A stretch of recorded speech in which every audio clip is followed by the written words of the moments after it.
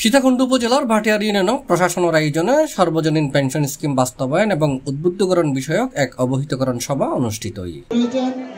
আমাদের সীতাকুণ্ড থানা শুধু সরকারি যারা চাকরি করে তারাই পেনশন পেত, কিন্তু আজকে যে সরকার মাননীয় প্রধানমন্ত্রী এটা কিন্তু বঙ্গবন্ধু এই স্বপ্ন দেখেছিলেন যে বাংলাদেশের সকল নাগরিককে এই পেনশন সুবিধা দেওয়ার জন্য।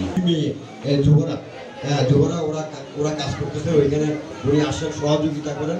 জামি সরকার মারা গেছেন, কিন্তু ওই বইগুলোর কাজের মাধ্যমে ব্যাকিং হয়ে যাবে, লগে লগে তোমার নাম্বার দিয়ে দিব এবং তোমার যদি অ্যাকাউন্ট অটো এই 500 নিয়ে তো হাঁটিব, তুমি হনো ব্যাংকে তো জন লাগবে না, হনো মিকে জন লাগবে না। 60 বছর তুমি তোমার এই শুভ লিয়ান পাইবে, 18 বছর পর তুমি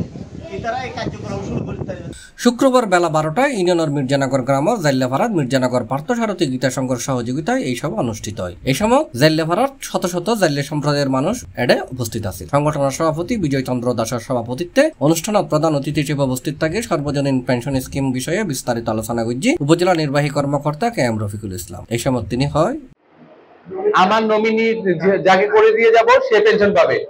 আপনারা যে পেনশন করতেছেন এখানে যদি কেউ 65 বছর বয়সে মারা যান আপনার নমিনি পেনশনটা পাবে, ঠিক আছে? আপনার নমিনি কতদিন পর্যন্ত পাবে? আপনার বয়স 75 হওয়া পর্যন্ত যতদিন বাকি থাকবে ততদিন পর্যন্ত সে পেনশনটা পাবে। আমার পেনশন যেটা আমিও কিন্তু জমা করতেছি, আমার পেনশন 5 লাখ বা 4 লাখ টাকা জমা হয়েছে, সেখান থেকে আমি লোন নিতে পারি বিনা সুদে। অনুষ্ঠানত বিশেষ অতিথি হিসেবে উপস্থিত আছেন সীতাকুণ্ড মডেল থানার ভারপ্রাপ্ত কর্মকর্তা কামাল উদ্দিন, ভাটিয়ার ইউপি চেয়ারম্যান নাজিম উদ্দিন, উপজেলা যুব উন্নয়ন কর্মকর্তা মোহাম্মদ শাহ আলম, সীতাকুণ্ড প্রেস ক্লাবের সাবেক সভাপতি এম সেকান্দার হুসাইন, সাংবাদিক কামরুল ইসলাম দুলু সহ বিভিন্ন নেতৃবৃন্দ। C+ চট্টগ্রাম।